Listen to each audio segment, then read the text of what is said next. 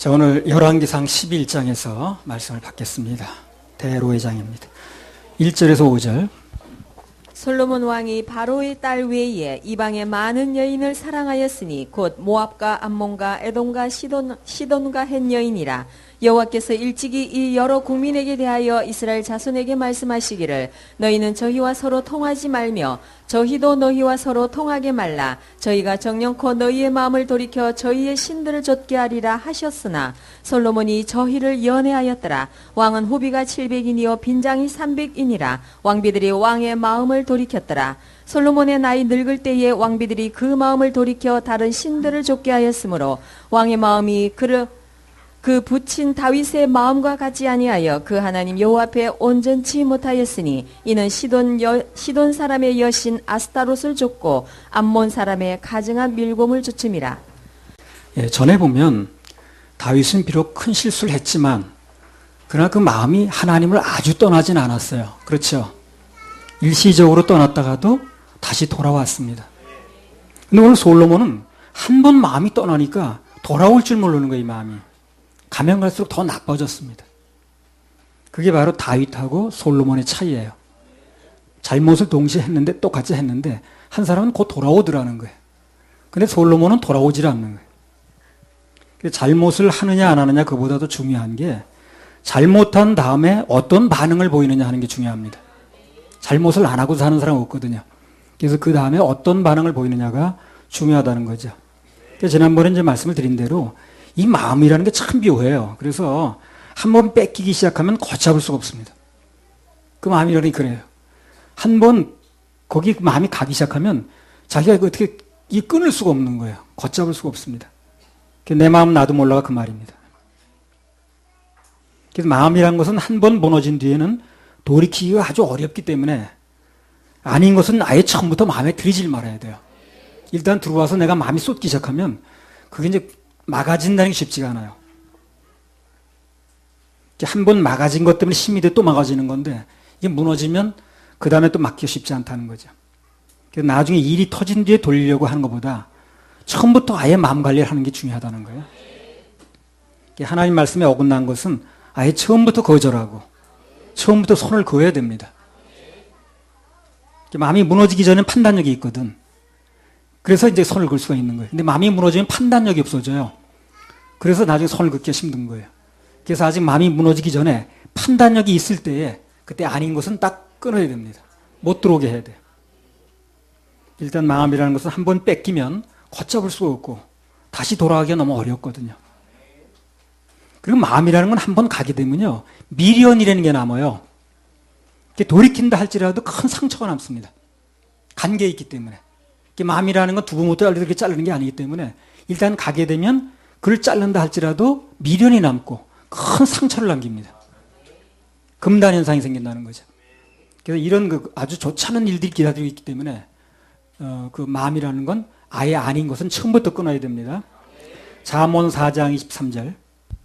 무릇 지킬 만한 것보다 더욱 내 마음을 지키라. 생명의 근원이 이에서 남이니라. 무릇 지킬 만한 것보다 마음을 지키라는 거예요. 왜 그렇습니까? 생명의 근원이 거기 있다는 겁니다. 생명의 근원이 거기 있다는 건 뭐예요? 죽고 사는 문제가 달렸다는 거죠. 마음을 지키느냐 여부에 따라서 죽고 사는 문제가 달린 거예요. 우리가 주로 할 일이 뭐냐면 하나님 앞에서 마음 관리하는 겁니다. 생명의 근원이 거기서 난다고 그랬으니까. 나도 뭐가 됐든 간에 하나님 외의 것에 마음을 뺏기지 않으려고 이제 애를 씁니다. 마음 뺏기면 그게 이제 문제가 복잡해지거든. 또 하나 이제 마음을 지켜야 될 이유가 뭐냐면 누가 됐든 간에 일단 마음을 뺏기게 되면 그 사람은 겉모습만 있어요. 껍데기만 남아요. 그 마음이 알맹이거든요, 사람. 그렇죠? 마음이 알맹이인데 그 알맹이가 날아가 버렸기 때문에 마음을 뺏기는 사람은 몸만 남아 있어요. 껍데기만 남아 있어요. 마음을 뺏기게 되면 그 다음부터는 아무 생각도 없어지고 판단력도 없어지고 총명도 없어져요. 그게 되는 일인지 안 되는 일인지 해야 될 일인지 안 돼야 될 일인지 그걸 구별을 못하는 거예요. 누가 옆에 있는가도 신경 안 쓰는 거고. 그 전에 내가 지방에서 목회할 때 어떤 여자분이라고 할 것도 없고 여자 사람이 하나 있었어요. 근데 이제 이웃집 어떤 남자하고 이렇게 뭘 눈이 맞았다고 표현하나 하여튼. 예. 근데 그 남자가 자기하고 이렇게 눈이 맞아서 지내다가 다른 여자를 또 만나게 된 거예요. 아, 그러니까 자기 딸과 사이가 옆에 있는데 그걸 전혀 모르더라고. 막 그냥 뭐 그냥 삿대질 하고 막 그냥 뭐 해대는데, 야, 저 사람이 저 제정신가 저 정말. 그게 자기 딸이 있고 사이가 있으면 부끄러워서 딴 데 가서 얘기를 하든가 해야 되는 건데 관계하지 않더라고요. 그래서 야, 사람이라는 게 한번 마음을 뺏기게 되면 저렇게 분별력이 없어지는구나 하는 걸 보겠더라고요. 사람이 그 추해지지 않으려면 하나님 외의 것에 마음을 뺏기면 안 됩니다. 열왕기상 10장 23절. 마음 뺏기는 사람은요, 껍데기만 있어요. 그 사람이 껍데기만 남아있으니까 아무 총명이 없는 거예요. 열왕기상 10장 23절. 솔로몬 왕의 재산과 지혜가 천하 열 왕보다 큰지라. 솔로몬은 하나님께 은혜를 입어서 그 지혜가 천하의 모든 왕보다 뛰어나다는 거예요. 그러나 마음이 일단 하나님을 떠나니까, 그 뺏기고 나니까 그 솔로몬의 지혜가 그렇게 놀라웠었는데 아주 무용지물이 됐어요. 그리고 이방신을 섬기고 이방신을 들으면서 전혀 구별을 못하잖아요. 껍데기만 남아서 그래요. 열왕기상 11장 6절에서 8절. 솔로몬이 여호와의 눈앞에서 악을 행하여 그 부친 다윗이 여호와를 온전히 조충같이 좋지 아니하고 모압의 가증한 그못을 위하여 예루살렘 앞 산에 산당을 지었고 또 암몬 자손의 가증한 몰록을 위하여 그와 같이 하였으며 저가 또 이족 후비들을 위하여 다 그와 같이 한지라. 저희가 자기의 신들에게 분향하며 제사하였더라. 예. 여기 보면 솔로몬이 그 모압의 가증한 그모스라는 우상이 있는데 그 예루살렘 그 앞산에 산당을 짓는 거예요. 암몬 자손이 몰록이라는 신이 있는데 그거 위에서도 당을 또 짓는 거예요. 쉽게 말해 신전을 짓는 거예요. 그러니까 뭐라고 표현해야 되나 이걸. 목사가 절 짓는 거하고 똑같은 거예요 지금. 그렇죠? 뭐 그런 복이지 뭐. 솔로몬 왕이 이방 신당에 신당을 짓는 거예요. 그러니까 뭐 그런 식입니다. 정상적으로 보면 전혀 있을 수 없는 일이거든 이게. 근데 마음을 뺏기고 나니까 완전 총명이 어두워져서 전혀 분별을 못하는 거예요 이 사람이. 원래 솔로몬은 하나님께 지혜를 받아서요 천문지리에 아주 통달했습니다. 각종 지식이 있었어요. 문학도 능통해가지고 시편 그 잠언도 짓고 그러잖아요. 지혜의 책인 잠언서, 전도서 이런 거 기록하고 그랬잖아요. 근데 그러한 그 놀라운 사람인데도 세상 것에 마음을 뺏기고 나니까 가장 기본적인 건데 그게 하나님의 자녀가 절지면 안 되는 거죠. 그거는 얘기 설명이 필요 없는 거거든. 근데 그런 걸 하고 있는 거예요 지금 이 사람이. 가장 기본적인 것도 구별을 못 하더라는 거예요. 알맹이는 어디 가고 껍데기만 남았으니까. 오늘날에도 뭐가 마음을 뺏기게 되면요 가장 기본적인 주일 예배도 못 드려요. 그 되는지 안 되는지 판별이 물어볼 것도 없는 건데 심지어 11조도 구별을 못 해요. 그러니까 이 마음을 뺏기면 그렇게 되는 거예요 사람이. 그 전에 지방에서 목회할 때 어떤 사람이 다단계에 이제 가입을 했어요. 근데 다단계가 뭔지도 모를 때야 나는. 근데 그런 걸 가입했다고 막 자랑하고 그러더라고. 그래서 뭐 하는 건가 보니까. 근데 자기가 아는 사람 몇몇 사람을 끌어들이더라고 거기다가. 근데 내가 유심히 본 거야 그 사람들이 뭘 하는가. 딱히 무슨 뭐 하지 말라고 하기도 그러고 해서 이제 어떻게 했더니 예배는 나와 앉았는데 이 사람이 완전 껍데기만 앉았더라고. 딱 보니까 멍에 앉아가지고 몸은 와서 있어. 근데 초점이 없어 눈에. 완전 껍데기만 해가지고 뭐 마음이 다른 데가 있으니까 그런 거죠. 그 나중에 뭐라고 그러냐면 한술 더 떠가지고 주일날 굳이 여기 안 와도 어디서든지 예배 드린다네 또. 그렇게 나오더라고. 되는 말인지 안 되는 말인지 전혀 구별을 못하는 거예요 이 사람이. 오늘 마음을 뺏긴 솔로몬하고 똑같습니다. 천하의 지혜가 있으면 뭐합니까? 그렇게 해서 되는 안 되나 구별을 못하는데 그잖아요. 그 지혜가 뭘 필요하냐는 거예요. 무슨 소리냐는 거예요. 그런 거 못 받은 사람도 이런 정도 구별하는데 모든 것은 하나님을 섬기고 예배에 성공할 때 되어지는 거지 그렇지 않으면 내가 가진 모든 것이 정말 무용지물이 됩니다. 제대로 쓰지를 못해요. 제대로 쓰여져야 가치가 있는 건데 그게. 하나님께서 나에게 주신 그 지혜와 총명도 예배를 계속 드리고 말씀을 계속 들으니까 유지되는 거지. 엉뚱한 것에 마음을 뺏겨버리면 아마 나도 마찬가지일 겁니다. 뭐 다를 바가 뭐 있어요. 이제부터 이제 나오겠습니다만 솔로몬이 하나님 외의 것에 마음을 뺏기니까 그때부터는요, 솔로몬 주위에 있는 모든 것들이 전부 대적하기 시작하는 거예요, 솔로몬을. 환경이 전부 나를 대적하는 환경으로 바뀌는 거예요. 그래서 인생을 평탄하게 살려면 마음 관리가 중요하다는 겁니다. 마음 뺏기지 맙시다. 마음 뺏기지 맙시다.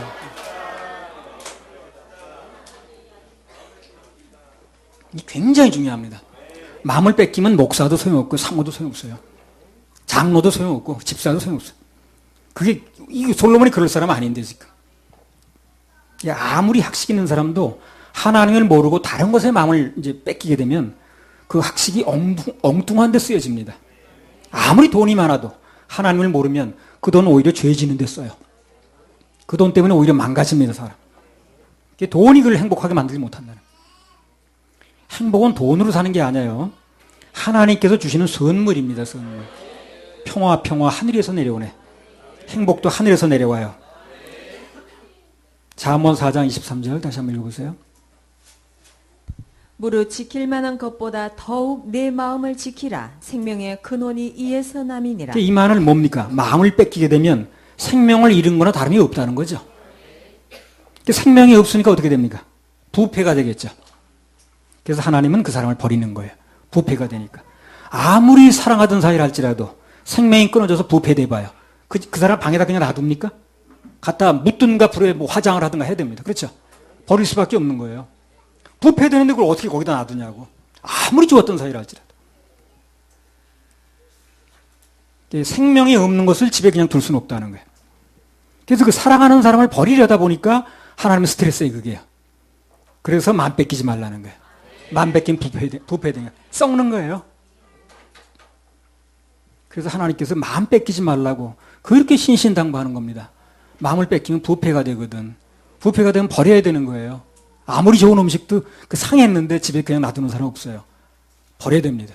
이게 버린다는 게 쉽지 않은 거예요, 하나님 입장에서. 그래서 마음 뺏기지 말라고 하는 거예요. 할렐루야, 우리 하나님께 박수 올려드립니다. 주님 한 분밖에는 241자 합시다. 주님 한 분밖에.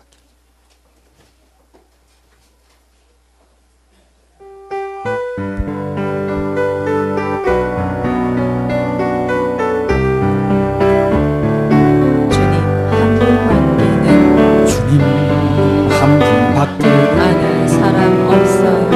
아는 사람 없어요. 가슴 깊이 숨어 가슴 깊이 숨어 주를 사랑하는 마음. 주를 사랑하는 주님 마음. 한 분밖에는 주님 한 분밖에 기억하지 못해요. 기억하지 못해요. 처음 주를 만난 그날 처음 주를 만난 그 고백하던 말 울며 고백하던 날 나는 행복해요. 죄사함 받았으니 아버지 품 안에서 떠나 살기 싫어요. 나는 행복해요. 사랑이 샘솟으니 이 세상 무엇이든 채우고도 남아요. 가슴에서 주님 한 분밖에 사랑할 리 없어요. 없어요. 작은 가슴 뜨거운 작은 가슴 뜨거운 주님 비가 흘러 주님 한 분밖에 약속하니 없어요. 주를 믿고 따르는 자 주를 믿고 따르는 반석 위에 서리라. 반석 위에 서리라. 오른손 들고요. 나는 행복해요. 주님을 만났으니 주님을 만났으니 아버지 품 안에서 떠나 살기 싫어요. 나는 행복해요. 사랑이 샘솟으니 이 세상 무엇이든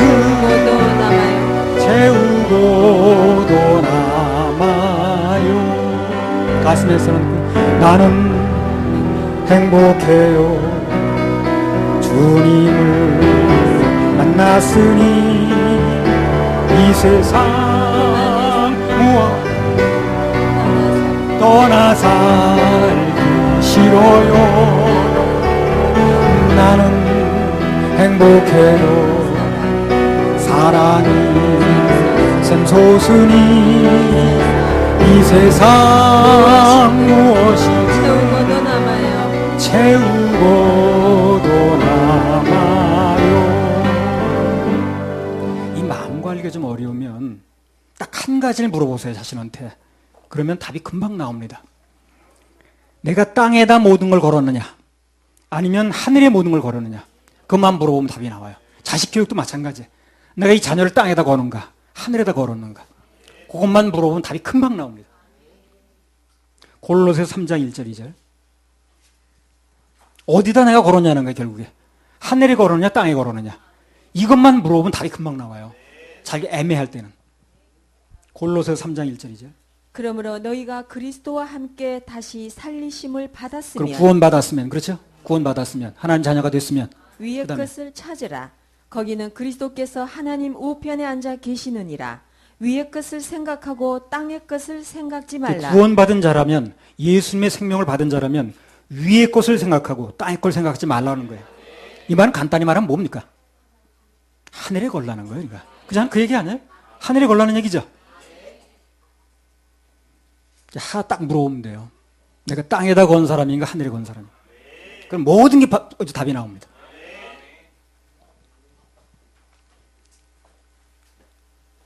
열왕기상 11장 9절에서 11절.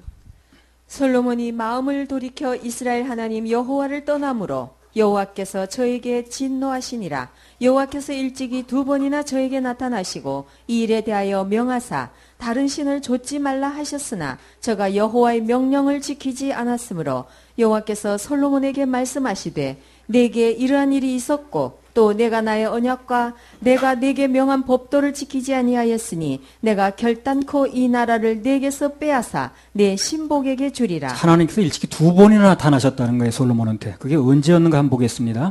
열왕기상 3장 5절. 기브온에서 밤에 여호와께서 솔로몬의 꿈에 나타나시니라. 하나님이 이르시되 내가 네게 무엇을 줄고 너는 구하라. 솔로몬이 1000번제를 드리니까 우리도 1000회가 되면 1000번제 드리는 거예요.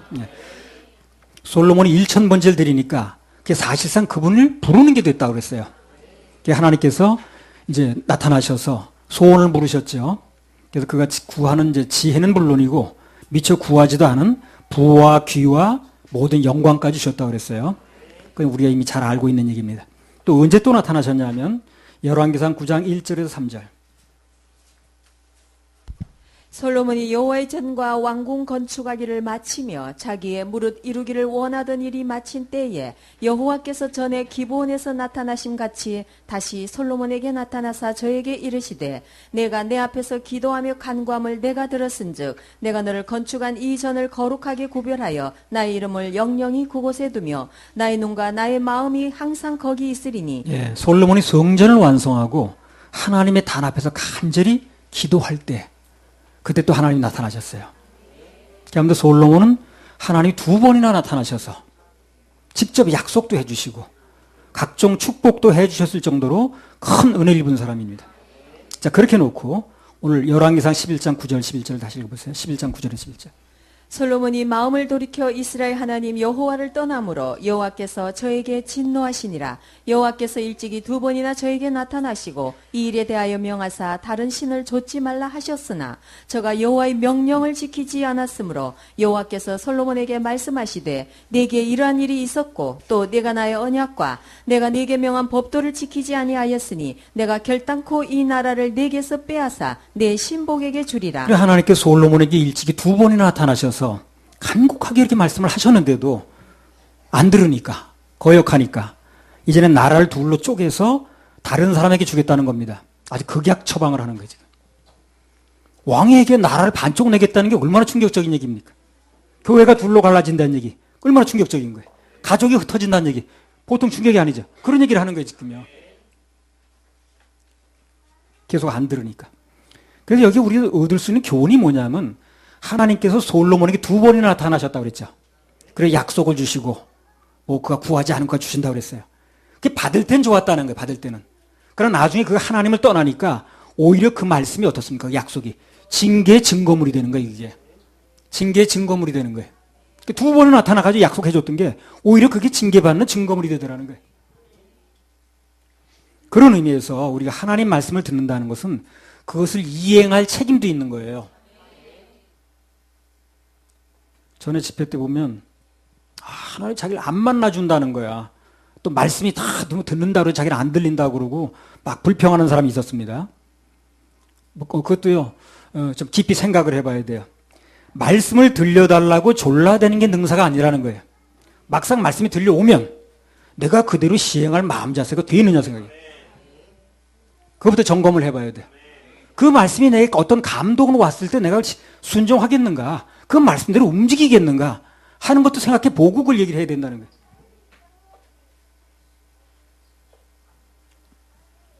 저도 지난 17일인가요? 금요일 날 새벽에 눈을 떴는데 하나님께 무슨 감동을 하나 주시더라고요. 보통 내가 무슨 기념일이나 행사가 있을 때는 그냥 감사헌금으로 뭐 10만 원 정도 이렇게 심었습니다. 미리 봉투에 넣을 때 담아놓은 거예요. 이제 이번 주 심으려고. 근데 딱 무슨 감동이 오느냐면 창립 17주년이니까 17만 원을 해야겠다 하는 생각이 들어가더라고요.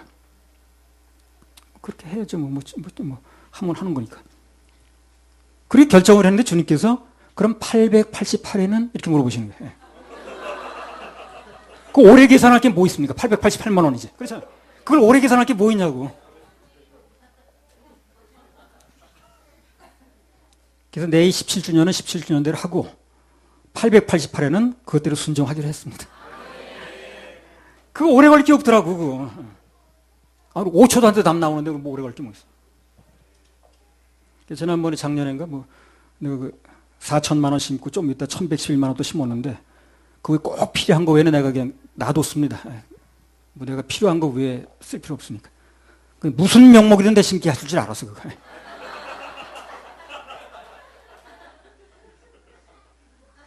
그때 그 심기 하시더니 우리 교회 재정에 엄청 축복하셨습니다. 요즘은 나눔도 1000 단위로 합니다. 그래서 내가 그 얘기를 이제 우리 요사님한테 했더니 요사보다 자기 수중에 있는 거 한 100만 원 정도 있는데 그거 심으라는 감독이 또 왔다는 거예요. 그러니까 주님의 음성을 듣겠다는 사람은 만약 그분이 감동을 주실 때 그 장롱 속에 있는 거 그거 이러면 그 할 수 있느냐는 얘기예요. 그러고 듣겠다고 그래야지. 전에 집회하다 보면 어떤 사람은 별다른 이유도 없는데 썰렁해서 갔다는 거야.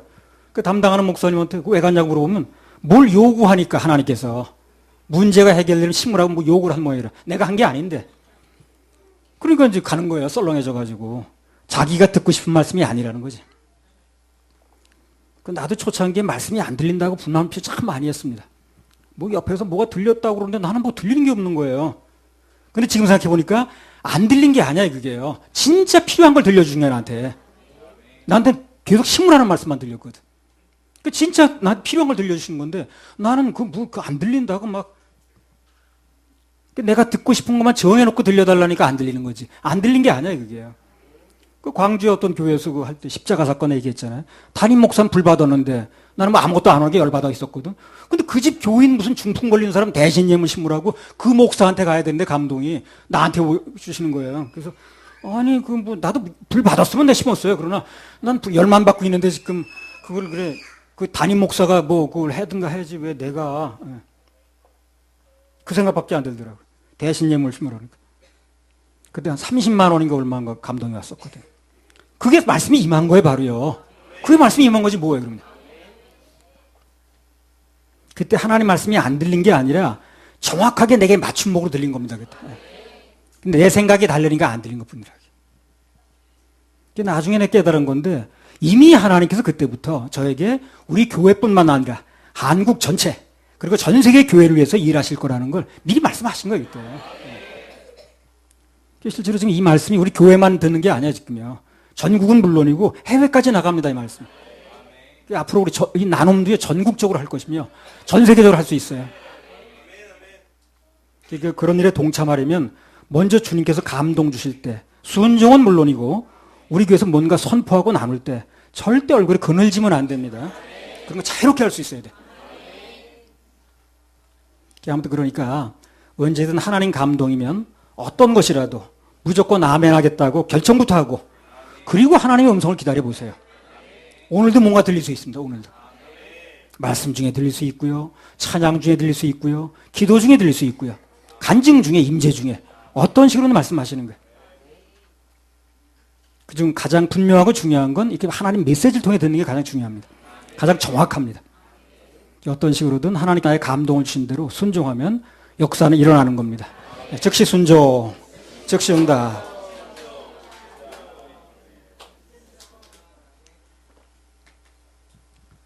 뭐가 이제 얘기가 되면 그거는 다 뜻이 있어 그런 거니까 그냥 순종하면 돼요. 그래서 뭔가 내가 하나님 음성을 기다린다면 그대로 순종할 자세가 되어 있을 때 그때 음성을 기다리면 정확하게 맞춤으로 들려줍니다. 근데 내가 내 뜻하고 안 맞는다고 거부해서 그런 거지. 그 당시에 들렸던 말씀이 나한테 딱 맞는 거예요. 그게 딱 맞는 겁니다. 근데 나는 내 생각 다르다고 내가 안 받은 거지. 근데 나중에 보니까 정확하게 나한테 맞은 거더라고요. 열왕기상 11장 11절 12절 여호와께서 솔로몬에게 말씀하시되 내게 이러한 일이 있었고 또 내가 나의 언약과 내가 네게 명한 법도를 지키지 아니하였으니 내가 결단코 이 나라를 네게서 빼앗아 내 신복에게 주리라. 그러나 내 아비 다윗을 위하여 내 세대에는 이 일을 행치 아니하고 내 아들의 손에서 빼앗으려니와. 잘못은 아버지 솔로몬이 했는데 그 실제적인 징계는 아들 대에서 나타난다는 거예요. 아들이 누굽니까? 르호보암. 예. 우리 부모 내드는 사람들이 꼭 알 게 뭐냐면요. 부모가 잘못하면 그 여파가 본인 당대보다 자손대에서 더 민감하게 나타난다는 거예요. 그래서 우리 부모 세대는 행동을 삼갈 수밖에 없어요. 함부로 못하는 거예요. 그래서. 창세기 9장에도 보면 술 먹고 실수는 할아버지 노아가 했죠. 그걸 떠벌린 게 그 아들인 함이 했어요. 근데 징계는 저주는 가나안한테로 왔잖아요. 손자한테로. 그러니까요. 손자가 잘못한 걸 할아버지가 책임지진 않아요. 성경에 보면. 그리고 할아버지가 잘못한 걸 손자한테 가긴 해요. 손자가 잘못한 걸 할아버지가 책임진 건 없어요. 성경에. 그건 할아버지가 잘못한 게 손자한테 간 건 많아. 그죠? 문하세도 그렇고. 그래서 지금 자식들이 겪는 고통은 어떤 면에서 볼 때 상당수가 부모 잘못인 경우가 많습니다. 부모 잘못. 잘못은 부모인 솔로몬이 했는데 그 징계는 아들인 르호보암 시대에서 나타나는 거예요. 지금 부모님들이 하나님 앞에서의 마음가짐과 태도 그리고 심는 게 우리 자손들에게 아주 민감하게 나타난다는 거. 그걸 심각하게 볼 필요가 있습니다. 자, 그럼 이 반대로 적용하면 이걸 우리 부모들이 자녀들을 어려서부터 예배 성공하게 하고 그 가슴 속에 하나님 말씀을 심어놓으면 반드시 싹이 나요. 줄기가 나고 꽃이 피고 열매를 맺게 됩니다. 부모가 그걸 선택해 주는 거예요, 애들한테. 그래서 어린 시절에 자녀들을 하여금 말씀을 듣게 하는 것은 최고의 것을 해주는 겁니다, 자녀들한테. 그 기회를 놓치면 안 됩니다. 부모들이 예배 성공하면 그 자녀들의 시대는 하나님께 특별한 은혜를 주세요. 열왕기상 11장 14절 여호와께서 에돔 사람 하닷을 일으켜 솔로몬의 대적이 되게 하시니 저는 왕의 자손으로서 에돔에 거하였더라. 11장 23절 하나님이 또 엘리아다의 아들 르손을 일으켜 솔로몬의 대적이 되게 하시니 저는 그 주인 소바 왕 하닷에셀에게서 도망한 자라. 11장 25절 솔로몬의 일평생에 하닷에 끼친 환란 외에 르손이 수리아 왕이 되어 이스라엘을 대적하고 미워하였더라. 예. 자, 여기 보면 하나님에게서 마음이 떠나니까 여기저기서 막 대적이 일어나는 거예요. 솔로몬이 먼저 하나님의 대적이 되니까 세상 모두가 대적이 되더라는 거죠. 그게 우연이 아닌 거예요. 하나님 징계가 떨어지면요. 전부 만나는 사람마다 대적이야. 날 돕는 게 아니라. 일이 이렇게 되니까 솔로몬이 가지고 있던 모든 지혜를 동원해도 금은보화를 그렇게 갖다 쏟아부어도 아무 도움이 안 되는 거예요. 그게. 나라 지키려고 말 많이 가져왔죠. 외국에서. 아무 소용이 없는 거예요. 왜 그러냐면 그건 외부에 전쟁을 할 때 써먹는 건데 내부에서 들고 일어나는 거 쓰지 못하는 거예요. 이거를. 그렇죠. 외부하고 전쟁할 때 쓰려고 가져온 건데 내부에서 막 들고 일어나니까 신하들이. 그래서 쓸 수가 없는 거예요. 이거를. 그래서 소용이 없다는 거예요. 그래서 처음부터 마음을 관리해주고 주관하는 하나님 앞에 섰어야 되는 거예요. 이 사람이. 아무리 준비해서 쓸 수가 없는 거예요. 외부적이 아니니까. 내부에서 들고 일어나는데 어떻게 써. 그래서 우리가 여기서 얻을 수 있는 교훈은 뭐냐면 내가 하나님을 떠나게 되면 내 편에 섰던 사람이 저 내 편에 섰던 사람인데 내게 유리하던 환경이 전부 대적으로 돌아서는 거예요. 그게 우리 인생에 무슨 일이 일어나게 되면 나타난 현상만 보고 낙심하고 절망하고 불평할 게 아니라 그 속에 들어있는 하나님의 섭리를 보는 눈이 열려야 됩니다.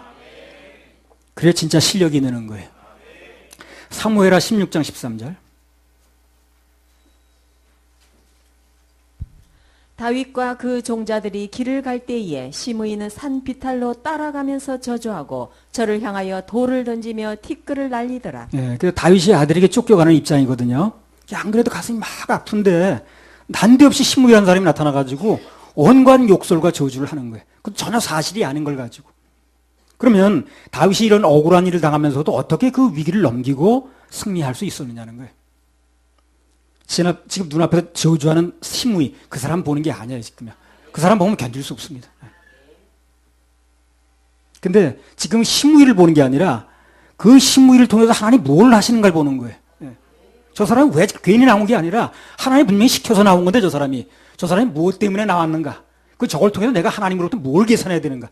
이제 이걸 보는 거예요. 다윗이.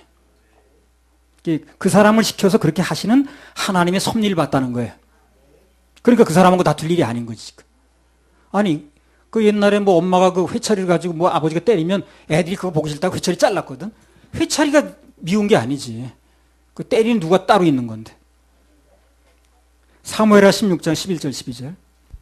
또 아비새와 모든 신복에게 이르되 내 몸에서 난 아들도 내 생명을 해하려 하거든 하물며 이 베냐민 사람이랴. 여호와께서 저에게 명하신 것이니 저로 저주하게 버려두라. 혹시 여호와께서 나의 원통함을 감찰하시리니 오늘날 그 저주 까닭에 선으로 내게 갚아주시리라 하고. 바로 이겁니다.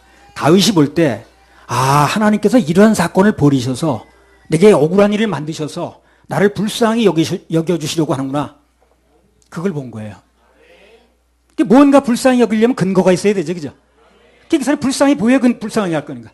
그러니까 내가 억울한 일을 당하게 되고 애먼 소리를 듣게 돼 있고 쓸데없는 얘기를 들어도 되지 않을 얘기를 듣게 되면 불쌍하잖아요. 그러니까 불쌍히 여기시려고 이런 일을 만드시는구나. 그걸 알게 된 거예요. 다윗이. 그럼 불쌍히 여길 근거가 있어야 될 거야. 다윗이 그걸 알게 되니까 말리지 말라는 거예요. 저 사람이 나한테 억울한 얘기를 할수록 하나님 보실 때는 내가 불쌍해 보인다는 거지. 그럼 해결된다는 거예요. 나를 불쌍히 여기면 되겠는데 그럼 내가 불쌍히 여겨야 되거든. 그 불쌍히 여길 일이 벌어지는 거예요. 지금. 더하게 내버려 두라고 그러잖아요. 그만큼 하나님 구원이 가까우니까. 지금 누가 어떤 식으로 나를 대적하거나 뭐 이렇게 핍박을 해도 안 들어야 될 말을 듣는다 할지라도 그 뒤에서 일하실 하나님의 손길을 봐야 됩니다. 왜 그렇게 하시는가 하나님께서. 하나님 돌아가신 게 아닌데. 우리가 겪는 고통이라는 그 도구를 통해서 뭔가를 하시는 그분을 바라볼 필요가 있다는 겁니다. 그리고 그 일 가운데 섭리하시는 하나님의 음성을 들을 수 있어야 돼요. 그럼 영의 눈이 열립니다. 모든 환경과 관계 속에서 그걸 발견할 수 있으면 그 사람 능히 승리할 수 있어요. 다윗이 그래 승리하는 거예요. 그래 승리하는 거예요. 사무엘하 7장 14절. 나는 그 아비가 되고 그는 내 아들이 되리니 저가 만일 죄를 범하면 내가 사람 막대기와 인생 채찍으로 징계하려니와. 하나님께서 우리를 징계하실 때는요. 사람을 써요. 사람 막대기와 인생 채찍. 하나님이 직접 나타나셔서 손을 대시는 게 아니라 그 사람을 통해서 일하시는 거예요. 사람 막대기와 인생 채찍은 하나님이 즐겨 쓰시는 교재라고 보면 됩니다. 그래서 우리는 사람 막대기와 인생 채찍 뒤에 있는 그분의 섭리를 발견하려고 애를 써야 되는 거예요. 자, 이 말씀하고 연결해 조금만 더 보겠습니다. 열왕기상 11장 37절. 내가 너를 취하리니 너는 무릇 내 마음에 원하는 대로 다스려 이스라엘 위에 왕이 되되. 자, 하나님께서 여로보암에게 나라를 조각내 가지고 그게 주시겠다고 그랬어요. 근데 거기 보니까 무슨 얘기를 하시냐면 너는 무릇 내 마음에 원하는 대로 다스려 이스라엘 위에 왕이 되겠다. 내 마음에 원하는 대로 다스려 이스라엘 위에 왕이 되리라 그렇게 했거든요. 이게 무슨 말이 포함되어 있습니까? 여로보암의 마음속에 이미 솔로몬에 대한 반역의 마음이 있었다는 거죠. 그렇잖아요. 내 마음에 품은 대로 하라는 얘기 그거 아니에요. 이미 그런 마음을 품고 있는 거예요, 이 사람이. 그러니까 평소에 네 속에 품었던 마음대로 하라는 거예요. 그러니까 네가 이제 어떻게 네가 따로 뛰어나가서 이렇게 반역을 해가지고 하려는 마음이 있었는데 이제 내가 허락해 줄 테니까 그대로 하라는 거예요. 그 말은 평소에 그 사람이 그런 마음이 있었다는 겁니다. 그러면 여로보암이 평소에 이런 반역의 마음이 있었는데도 왜 이제까지 반역을 실행에 옮기지 못했느냐는 거예요. 왜 그랬을까요? 막아주신 거예요, 하나님께서. 막아주셨는데 이제는 막아줄 이유가 없는 거예요. 그냥 그대로 하는 거예요. 그러면 우리에서 무슨 일이 안 일어나는 게 뭐야, 지금요? 막아주시는 거예요. 막아주시는 거예요. 이 마음이 있었어요, 이 사람이. 그 마음이 갑자기 생긴 게 아니라 이미 그런 마음이 있었지만 하나님이 막으셨던 거예요. 근데 이제 솔로몬이 하나님 등지게 되니까 그럼 네 마음에 품었던 대로 하라는 거예요. 그 얘기는 바꿔 말하면 이제까지 그런 마음이 있었지만 막아줬다는 거죠. 이제 하나님 허락이 떨어지니까 활동을 막 시작하는 거죠. 그래서 내가 하나님께 잘 보이면 하나님께서 내게 오는 재앙을 막아주시기도 하고 예배 실패하면 그분께서 막아주신 방패가 오늘처럼 이것처럼 없어지기도 하는 거예요. 내 인생에 나쁜 것들이 막 정신없이 들어오는 게 되거든. 정신없이. 모든 건 어디에 달렸습니까? 하나님께 달렸습니다. 그래서 사람 상대하지 말고 하나님 바라보라는 얘기 바로 그거예요. 그 사람이 그런 마음을 품었어도 하나님이 막아주시면 되는 거예요. 그리고 내가 아무리 지키려고 해도 하나님 막은 방패를 치워버리면요. 들어오는 거예요, 그냥. 잠언 16장 7절. 사람의 행위가 여호와를 기쁘시게 하면 그 사람의 원수라도 그로 더불어 화목하게 하시느니라. 그러니까 내가 하나님과 가까이 하고 그분만 의뢰하면 평소에 원수 같은 사람도 내 협력자로 돌아섭니다. 하나님 그렇게 하시는 거예요. 하나님 그렇게 해주시면 되는 거예요. 그래서 의학자들 얘기 들어보면요, 그 발암 물질이 우리 몸에 하루에도 몇 번씩 들어온답니다. 그게 공기를 통해서 들어오고 공기 전부 발암 물질 들어있잖아요 지금. 그리고 음식을 통해서 들어오고 물 전부 마찬가지. 문제는 그런 것이 들어오든 말든 간에 하나님이 암을 막아주시면 되는 거예요. 그렇죠? 그게 중요한 거예요. 그게 들어올 수밖에 없다는 거예요. 그걸 내가 숨 마시고 살 수 없잖아요. 마스크 쓰고 다니니까 마음의 위로는 됩니다만 그 마스크 거의 막지 못한답니다. 초미세먼지 같은 거는 거의 막지 못한대. 들어오지만 하나님이 막아주시면 되는 거예요. 살다 보면 우리 주위에 사건 사고가 굉장히 요소가 많죠. 길 가다가도 위험 요소가 참 많은 거고. 근데 그 위험 요소가 있느냐 여부가 중요한 게 아니고 하나님이 막아주시느냐는 이게 중요하다는 거예요. 지켜주시면 되는 거거든요. 민수기 6장 24절.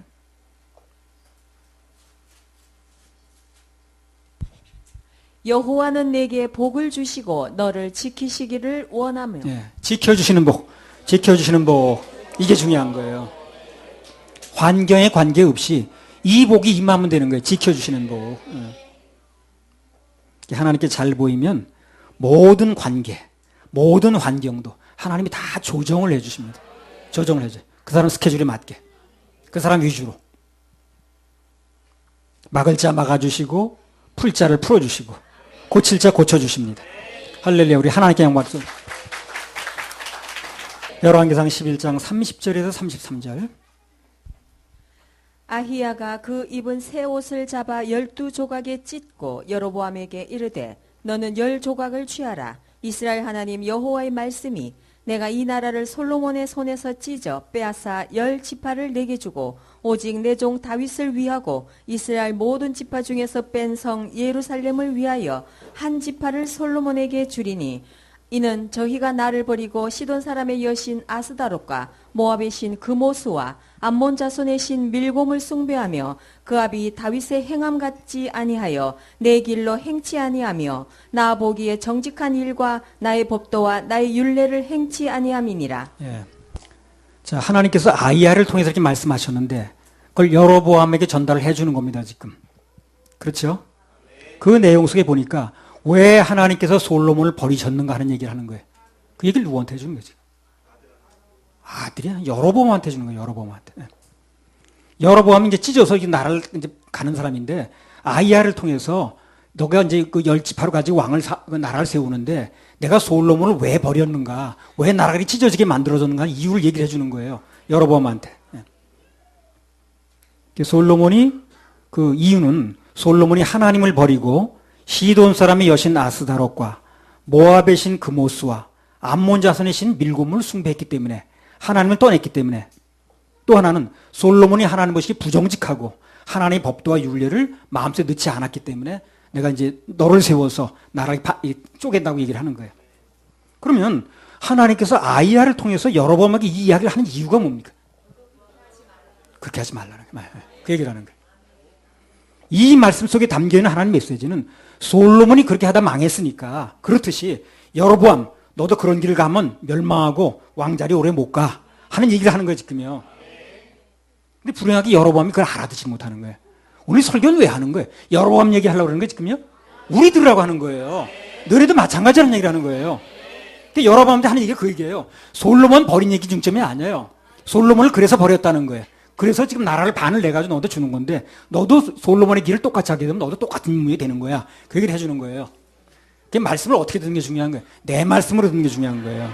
아유 솔로몬 얘기를 안 들으면 뭐 하냐. 솔로몬 얘기를 하는 게 아니라니까요. 근데 여로보암이 그걸 너에게 듣는 얘기를 하는 건데 지금 너 똑같이 되는 거야 앞으로. 그렇게 되면 이 얘기를 해준 건데 이 여로보암이 못 알아듣는 거예요. 그걸 솔로몬 얘기로 하라면 알아들었지 자기 얘기를 듣지 못한 거예요. 훗날 보게 되면요 나중에 또 나오겠습니다. 솔로몬보다 훨씬 더 불행해졌습니다. 이 사람이. 여로보암이. 예배 시간에 말씀을 들을 때는요 그 시간에 들려지는 메시지가 내 말로 들려요. 내 말로. 이게 중요합니다. 내 말로 듣지 못하는 사람은 맨날 들어도 소용없는 거예요. 맨날 들어도 그 시간만 가. 아무 변화가 없어. 그 말씀이 내 말로 들려야 돼요. 오늘 여로보암한테 그 얘기를 왜 하냐고. 솔로몬 얘기를 하는 게 아니에요. 솔로몬이 이렇게 해서 망했으니까 너도 마찬가지라는 얘기를 하는 거예요. 단순히 여로보암이나 솔로몬에게 한 말로 들리면 안 된다는 거예요.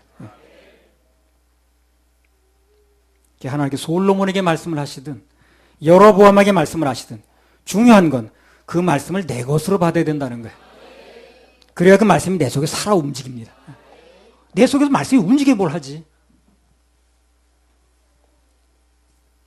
그래서 이 시간에 들려지는 말씀이 내게 대한 경고로 들려지거나 축복이나 치료의 말씀으로 들려지면 아무튼 내게 주시는 말씀으로 믿어지고 받아들여지면 역사가 일어납니다.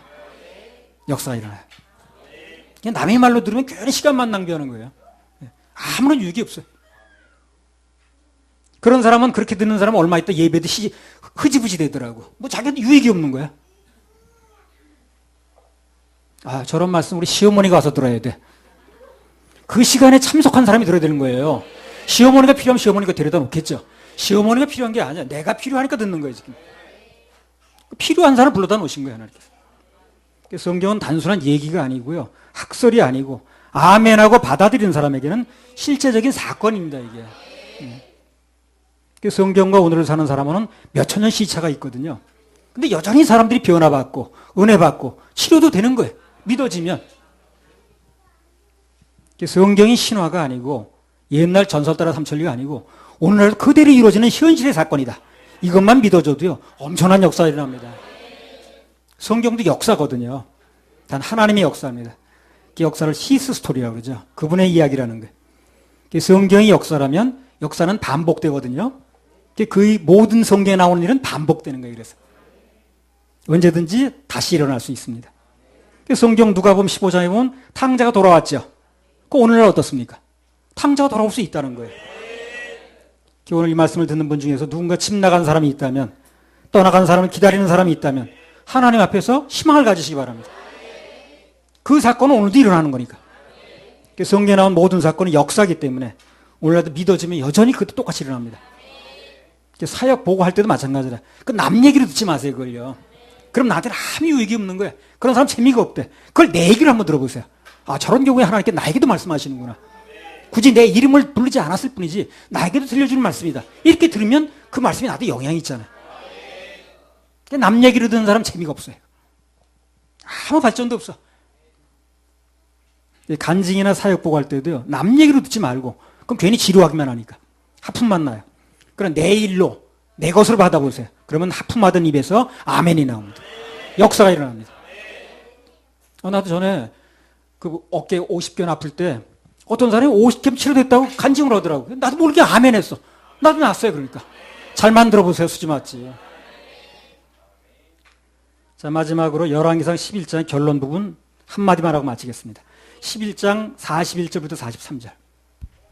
솔로몬의 남은 사적과 무릇 저의 행한 일과 그 지혜는 솔로몬의 행장에 기록되지 아니하였느냐.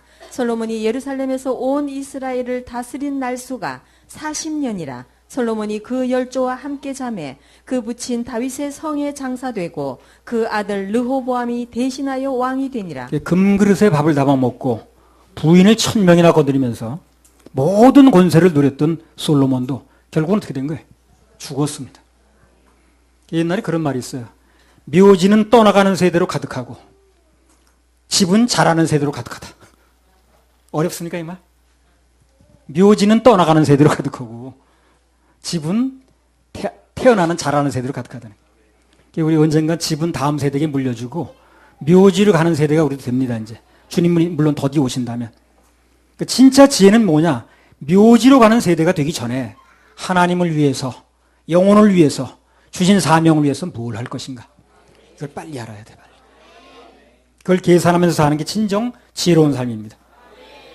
진정 지혜로운 삶은 우리에게 주어진 단 한 번의 삶을 하늘을 바라보고 하늘에 걸고 후회 없이 보내는 거예요.